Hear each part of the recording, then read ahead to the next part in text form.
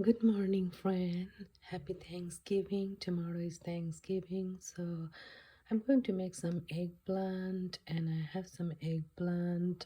I cut it on circles and I added some salt and turmeric, and I got over here in a pot little bit of oil, about 1 tablespoon of olive oil, just to coat the pot so it doesn't get stuck to the pot.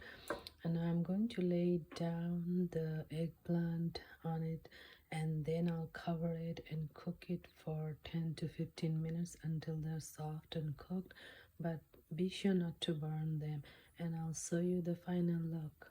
So I laid it down like this, and I'm going to put a cover and cook it for 10 to 15 minutes, but I'm going to check often. It might be less than that, depends, and be sure that your gas heat is very low and low heat.